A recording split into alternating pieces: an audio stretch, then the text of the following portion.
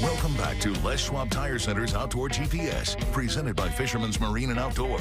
Now it's time for your weekend tech tip, brought to you by Chevy Silverado. Welcome back, everyone. Thank you very much for watching the show. I've got Jared Higginbotham in from Yakima Bait. We already talked a little bit about the buy three, get one free deal, but that could be get six, get three free. Right? It's good math. 3, 6. No, it's not. That's not. Wow, great math, right? Buy 9 and get 3 free. I didn't say it was right. I said it was good math. Good math. Hey, I went to Franklin. What am I supposed to do? Okay, so a piece of the puzzle may be missing here, but here's the question. Let's go ahead and put it up so we can get, it just right. So Ryan, go ahead and throw that question up there. When switching out treble hooks from 1 or 2, maybe would be the way to go, one single Siwash on the rear of a 3.5 or any size, does a heavier hook affect the action more so than a regular one? And in that question, he was also talking about the Columbia River style hooks, the V style hook. Yeah. So basically narrowing that down, if you were to pull both of the hooks off of your 3.5 and go to a Siwash, will that screw things up? And if it does, if you shrink the hook size, will that help? Yeah, so here's the deal. I will tell you the optimum size for a 3.5 mag lip. The 3.5 mag lip comes standard for the factory with a 3 and a 4 treble, right? And that's perfectly balanced. That's our factory rigging. That's where it runs at its optimum capability.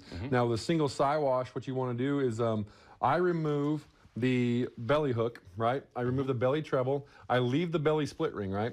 And then I'll take the rear treble off, and you can do this 2 ways, right? The rear treble off, I leave the split ring. This one here has a split ring already on it, so I'll put the split ring to this, and as you can see, it'll hold the hook point facing upward. Right? Now, if you don't want to do that, which is the way I rig it, is I take and I put 2-aught Gamakatsu Big River, is absolutely perfect for the 3.5 mag lip. It's balanced perfect, it runs great. 2-aught. 2-aught. Gamakatsu Big River open-eyed Siwash, and I leave the split ring on the tail, and then I will take a size 5 crane swivel, right, or barrel swivel, the short compact ones, like that are rated. P-Line has some really good ones, a Spro, and the ones that are high rated, like they say, rated 50 pounds. Sure. I'll put that crane swivel on this split ring, and then I will crimp the 2-aught Gamakatsu Big River on the back. Other end of it. And it runs phenomenal. It runs, in my opinion, it runs better than the factory rigging that way. I catch more fish with it that way. A lot of people ask me why I switch from the trebles. Well, I switch them out from the trebles because I like to plug next to root wads and logs, and it's easier for me to get the fish out of the net. It's I'm fishing those fisheries to where you're fishing wild, fish only, and you're releasing them, right? Like, it's easier to get the barbless hook out, you know what I mean?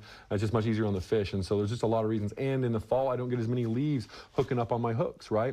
And, when you get those big fish, you're getting coho and kings in different rivers, and they're rolling and spinning, you know what I mean? That swivel on the back of that Siwash, they don't come unhooked, they don't come unbuttoned, they have no leverage, and so the 2-aught is the best. Now, if you want to switch it and you put a heavier hook on, it's just like you hiking up a hill, you add 10 pounds more to your backpack, right? The heavier you make it, the more sluggish it's going to be. The plug has two things for energy: dive or wiggle. It's going to do 1 of 2, right? You start putting weight on it, it's going to take away from its dive and its wiggle, right? And so you're going to lose action on that. In certain places, if you have a really fast water and you want to fish it, put a heavier hook on, it will balance itself out. But most waters, your 1.5 to 3.5 miles per hour, which is what our average fisheries are, the 2-aught Gamakatsu Siwash is the best one on the back. On the 3.5 mag. On a 3.5. On a 3.0, I like a size 1. On the 4.0s, I like a 3-aught. On the 4.5s, I like to run double 3-aughts or double 4-aughts. But the 3.5 runs phenomenal, which is the single one off the tail. Okay, so for the individual to ask that question, there you go. It would be the 2.5, excuse me, the 2-aught on the 3.5 mag lip with that swivel off of the factory split ring on the tail. Now, you mentioned that you leave the split ring on the belly. That's a very specific thing to say. Why do you leave the split ring there? Just a little bit added weight. Over years of research and running these things and looking at them in the water when they run them, at my optimum speeds, like I said, my 1.5 to 3.5 miles per hour, I found that just with that little bit of extra weight, that split ring on right there, that it runs better. Like, it seems like it's in harmony, it's doing its thing, it's got its skip beat, it's kicking, it's diving, it's got its maximum amount of wiggle. It's not, underweighted to where it's blown out on you, right, and it'll hold down. And it gives you the option to put another hook on there if you want to, like another Siwash hook. But I just never seen any reason to. Sometimes when I'm fishing heavier water, I'll actually take and just cut the treble itself off here and leave the treble, the metal part down on the hook, that long stem right there, just to add a little extra weight in some of those faster, like higher water conditions that I'm fishing the same river, you know, stuff like that. So okay, let's elaborate on that a little bit. So now you're getting into some very high-end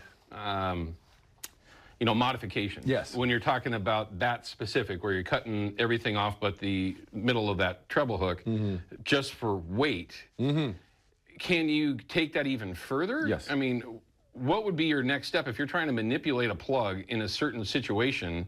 Is that the best way to change its action, is by the weight, either be on the tail or the belly? Yeah. More so than, say, different leader or anything else? I mean, is that where because you're really not going to change it very much on the forefront, because the pull point is a fixed pull point, and it's stationed there because that's the optimum running setting for the 3.5 mag grip, right? Like, we have a tolerance, I believe, of plus or minus 3,000ths of where that pull point can sit in there. That's why these are all tuned out of package.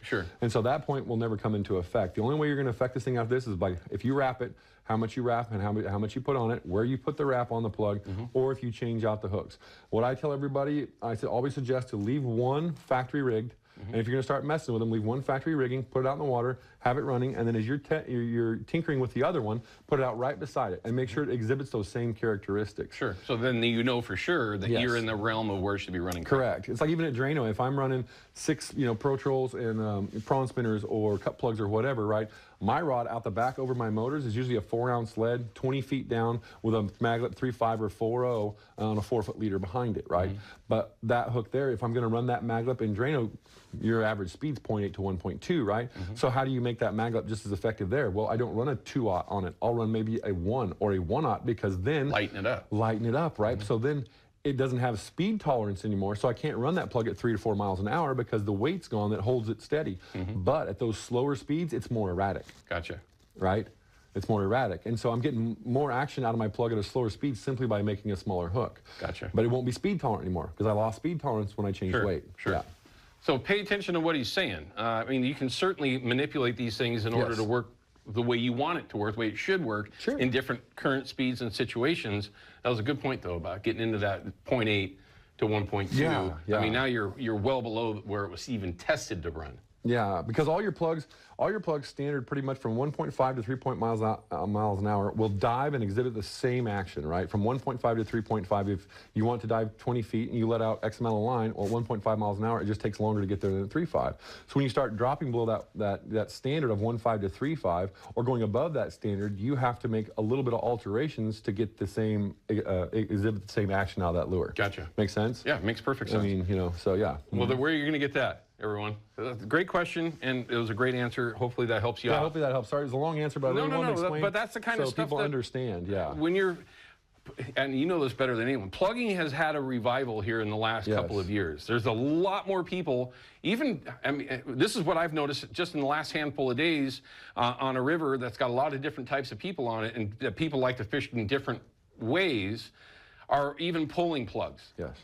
Okay, I'm not going to dive into that, but at the very least, there's a reason why it has, because it is very, very effective. And now we're going to start getting back into those low, clear water conditions again, and you're going to start seeing where that will even become more and more effective. Okay, so we're going to cut to a break. We're going to come back and continue to talk with Jared.